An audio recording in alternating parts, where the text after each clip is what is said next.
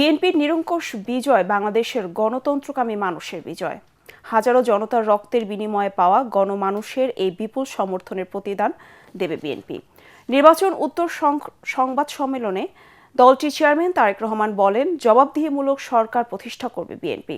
নির্বাচনে অংশ নেওয়া প্রতিটি রাজনৈতিক দলকে ধন্যবাদ জানিয়ে তারেক রহমান বলেন, মত ও পথের ভিন্নতা থাকলেও দেশের স্বার্থে সবাইকে এক থাকতে হবে। ভঙ্গুর অর্থনীতি পুনর্গঠন, আইনের শাসন প্রতিষ্ঠা এবং দুর্নীতি নির্মূলকে মূল চ্যালেঞ্জ হিসেবে দেখছেন বিএনপি চেয়ারম্যান। কামরুজ্জামান রাজীবের রিপোর্ট।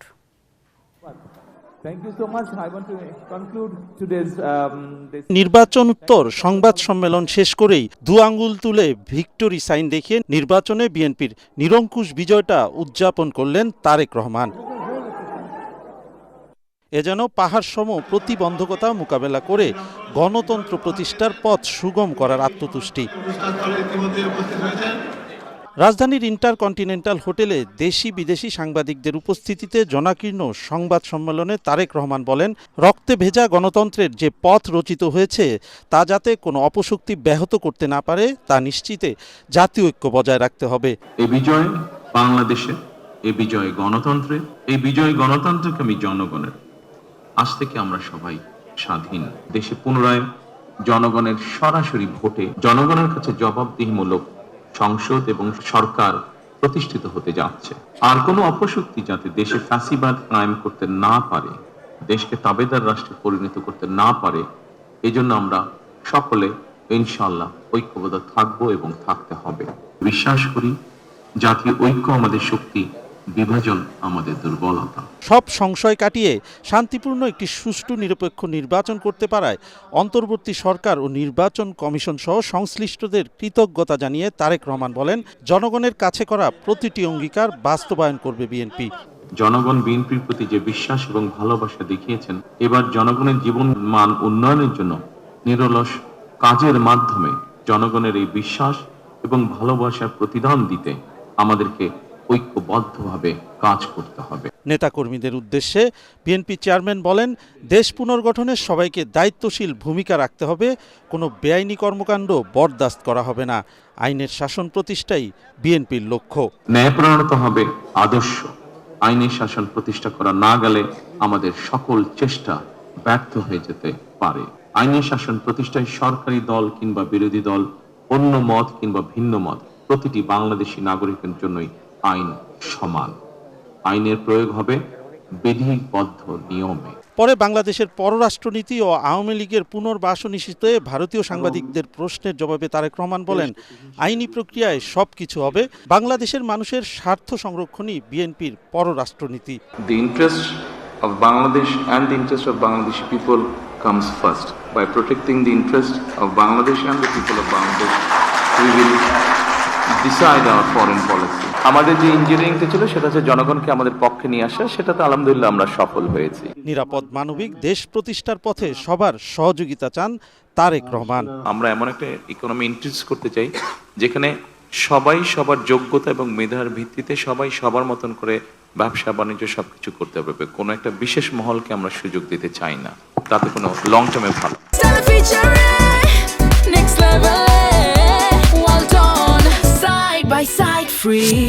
মঙ্গলবারের মধ্যে নবনির্বাচিত সংসদ সদস্য মন্ত্রিপরিষদের শপথ গ্রহণ অনুষ্ঠিত হবে। এই তথ্য দিয়ে প্রধান উপদেষ্টার প্রেস সচিব শফিকুল আলম জানিয়েছেন, নির্বাচিত সরকারের কাছে ক্ষমতা হস্তান্তরে চলছে শেষ সময়ের প্রস্তুতি। মন্ত্রিপরিষদ সচিব ডক্টর শেখ আব্দুর রশিদ জানালেন, স্পিকারের অনুপস্থিতিতে সংসদ সদস্যদের শপথ পড়াতে পারেন প্রধান বিচারপতি কিংবা প্রধান নির্বাচন কমিশনার। এদিকে শুক্রবার রাতে ত্রয়োদশ জাতীয় সংসদ নির্বাচনে নবনির্বাচিত 297 জন সংসদ সদস্যের গ্যাজেট প্রকাশ করেছে ইসি। বিস্তারিত জানাচ্ছেন একরামুল হক সায়েম। প্রায় 1.5 বছর পর সংসদ সদস্যদের উপস্থিতিতে আবারও প্রাণবন্ত হয়ে উঠছে জাতীয় সংসদ ভবন। টানা 3 বিতর্কিত নির্বাচনের পর এবার সংসদ অধিবেশনে সরকার ও বিরোধী দলের কার্যকর অংশগ্রহণের অপেক্ষা। এরই মধ্যে শুক্রবার রাতে ত্রয়োদশ জাতীয় সংসদ নির্বাচনে নবনির্বাচিত 297 জন সংসদ সদস্যের গেজেট প্রকাশ করেছে নির্বাচন কমিশন। নির্বাচন কমিশনের সিনিয়র সচিব আক্তার আহমেদ স্বাক্ষরিত গেজেটে সংসদ সদস্য হিসাবে নির্বাচিতদের নাম, পিতামাতার নাম, ঠিকানা প্রকাশ করা হয়েছে। গেজেট প্রকাশের 3 দিনের মধ্যে নবনির্বাচিত সংসদ সদস্যদের শপথ গ্রহণ অনুষ্ঠিত হয়। রাজধানীর ফরেন সার্ভিস একাডেমিতে সংবাদ সম্মেলনে প্রধান উপদেষ্টার প্রেস সচিব শফিকুল আলম জানিয়েছেন, মঙ্গলবারের মধ্যেই নবনির্বাচিত সংসদ সদস্য ও মন্ত্রিপরিষদের সদস্যদের শপথ গ্রহণ অনুষ্ঠিত হবে। একই দিনের প্রথমে সংসদ সদস্য এবং পরে নতুন প্রধানমন্ত্রী ও মন্ত্রিসভার সদস্যরা শপথ নিতে পারেন বলে জানান তিনি। শপথের জন্য প্রস্তুতির কাজ গতকাল থেকেই শুরু হয়েছে। আজকে আপনারা দেখেছেন যে গেজেট প্রকাশ হয়েছে এবং বাকি কাজ খুব দ্রুত গতিতে চলছে। চিফ অ্যাডভাইজার কালকেও কাজ করেছেন, আজকেও চিফ অ্যাডভাইজার কাজ করছেন এবং পুরো টিম কাজ করছে, ক্যাবিনেট কাজ করছে স্মুথ ট্রানজিশনের জন্য। সংবিধান অনুযায়ী নবনির্বাচিত সংসদ সদস্যদের শপথ পড়ানোর দায়িত্ব স্পিকারের। তবে 5 আগস্ট ছাত্র জনতার গণ অভ্যুত্থানে পলাতক থাকা অবস্থায় পদত্যাগ করেন দ্বাদশ জাতীয় সংসদের স্পিকার ড. শিরিন শারমিন চৌধুরী। স্পিকারের অনুপস্থিতিতে সংসদ সদস্যদের শপথ কে পড়াবেন তা নিয়ে প্রশ্ন উঠেছে। বিভিন্ন সূত্রে জানা গেছে, বঙ্গভবনের প্রতিনিধি হয়ে শপথ পড়াতে পারেন প্রধান বিচারপতি কিংবা প্রধান নির্বাচন কমিশনার। শপথের কে পড়াবেন এটা আপনাদেরকে পরবর্তীতে জানিয়ে দেওয়া হবে। খুব দ্রুত সম্পন্ন হবে, দেরি হলেও এটা 16 বা 17 তারিখ বা তারপরে যাবে না। সব শপথ এর মধ্যে হয়ে যাবে। জাতীয় সংসদের 300 আসনের মধ্যে প্রার্থী মৃত্যুর কারণে একটি স্থগিত রেখে বাকি 299টি আসনে ভোট অনুষ্ঠিত হয় বৃহস্পতিবার। তবে আদালতের আদেশ নিষ্পত্তি না হওয়ায় 2টি আসনের ফলাফল স্থগিত রাখে নির্বাচন কমিশন। নির্বাচনে 297টি আসনের মধ্যে বিএনপি 209 ও জামাত পায় 68টি আসন। এছাড়া জামাতের নেতৃত্বাধীন 11 দলীয় জোটের শরিকেরা পেয়েছে 9টি, বিএনপি সমর্থিত শরিক দল 2টি এবং স্বতন্ত্র প্রার্থীরা পায় 7টি আসন। বিপুল সংখ্যাগরিষ্ঠতা নিয়ে জয়লাভ করায় বিএনপি চেয়ারম্যান তারেক রহমানকে অভিনন্দন জানিয়েছেন প্রধান উপদেষ্টা প্রফেসর মোহাম্মদ ইউনূস। এক অভিনন্দন বার্তায় তারেক রহমানের উদ্দেশ্যে প্রধান উপদেষ্টা বলেন, গণতান্ত্রিক উত্তরণের ঐতিহাসিক প্রক্রিয়ায় জনগণের এই সুস্পষ্ট রায় দেশের সাংবিধানিক ও গণতান্ত্রিক ধারাবাহিকতা এবং প্রাতিষ্ঠানিক স্থিতিশীলতার ক্ষেত্রে অত্যন্ত গুরুত্বপূর্ণ মাইলফলক হয়ে থাকবে। তিনি বলেন, রাষ্ট্র পরিচালনার গুরু দায়িত্ব পালনের ক্ষেত্রে প্রজ্ঞা, গণতান্ত্রিক মূল্যবোধ ও জনকল্যাণমুখী চেতনার আলোকে তারেক রহমান স্থিতিশীল, অন্তর্ভুক্তিমূলক ও উন্নয়নমুখী পথে এগিয়ে নিয়ে যাবে। এদিকে নির্বাচনে মর্যাদাপূর্ণ ফলাফল অর্জন করায় জামায়াতের আমির ডাক্তার শফিকুর রহমানকে অভিনন্দন ও ধন্যবাদ জানিয়েছেন প্রধান উপদেষ্টা প্রফেসর মোহাম্মদ ইউনূস।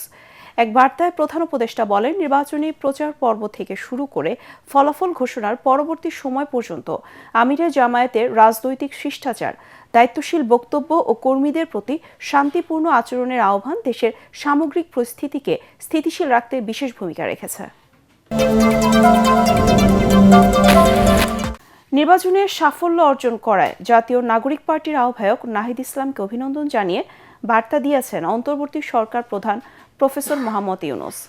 এক বার্তায় নাহিদ ইসলামের উদ্দেশ্যে প্রধান উপদেষ্টা বলেন, এনসিপি যে সাহস, দৃঢ়তা ও আত্মবিশ্বাসের সঙ্গে অংশগ্রহণ করেছে তা দেশের গণতান্ত্রিক ইতিহাসে একটি তাৎপর্যপূর্ণ অধ্যায় হিসেবে চিহ্নিত হয়ে থাকবে। 30টি সংসদীয় আসনে পুনরায় ভোট গণনা এবং বিজয়ীদের শপথ গ্রহণ স্থগিতের ইসির কাছে আবেদন করেছে জামায়াত ইসলামী। শনিবার মগবাজারে দলটির কেন্দ্রীয় কার্যালয়ে এক সংবাদ সম্মেলন এ কথা জানান দলটির সহকারী সেক্রেটারি জেনারেল এহসানুল মাহবুব জুবায়ের। তিনি অভিযোগ করেন, দেশের বিভিন্ন এলাকায় সহিংসতায় জামায়াতের নেতাকর্মীরা মারাত্মকভাবে আহত হচ্ছেন। মৃত্যুর ঘটনাও ঘটেছে বলে দাবি করেন এই নেতা। তিনি বলেন, 30টি আসনে চরম অব্যবস্থাপনা ও পক্ষপাতিত্ব হয়েছে। অনেক কেন্দ্রে ফলাফল প্রকাশে অস্বাভাবিক বিলম্ব হয়েছে বলে দাবি তার। ব্রিফিংয়ে জামায়াতের সহকারী secretary general advocate Moazzem Hossain Helal দাবি করেন, পঞ্চগড়, ঠাকুরগাঁও, লালমনিরহাট, বগুড়া 3, সিরাজগঞ্জ, যশোর, খুলনা, ময়মনসিংহ, কিশোরগঞ্জ, ঢাকা 7, 8, 13, 17 সহ গোপালগঞ্জ, চট্টগ্রাম ও কক্সবাজারের আসনগুলোর ফলাফল স্থগিত রেখে পুনরায় ভোট গণনা করার। এসব আসনে তারা বিজয়ী হবেন বলেও আশা প্রকাশ করেন দলটির নেতারা। বিভিন্ন জায়গায় সহিংসতার ঘটনায় মৃত্যুবরণের ঘটনা ঘটেছে, মারাত্মক আহত হয়েছেন, পরে মৃত্যুবরণ করেছেন, এমন কিছু ঘটনা ঘটেছে। আমরা এই সমস্ত বিষয়গুলো নিয়ে স্থানীয়ভাবে প্রশাসনের সাথে আমরা আলাপ করেছি, অভিযোগ দায়ের করা হয়েছে এবং আমরা আশা করছি যে এগুলোর তড়িৎ পদক্ষেপ তারা গ্রহণ করবেন। 30টি আসনে আমরা এই ধরনের চরম অব্যবস্থাপনা দেখেছি, যেখানে ভোট জালিয়াতি হয়েছে, কারচুপি হয়েছে, যে সমস্ত কাগজগুলো তারা দিয়েছেন সেখানে অপারেটিং হয়েছে, ঘষা মাজা হয়েছে। আসনগুলো ভোট বা ফলাফল স্থগিত রেখে এবং পুনঃগণনার মধ্য দিয়ে আমরা নতুনভাবে ফলাফল ঘোষণা করার জন্য আমরা আইনি পদক্ষেপ নেওয়ার জন্য আমরা উদ্যোগ নিয়েছি।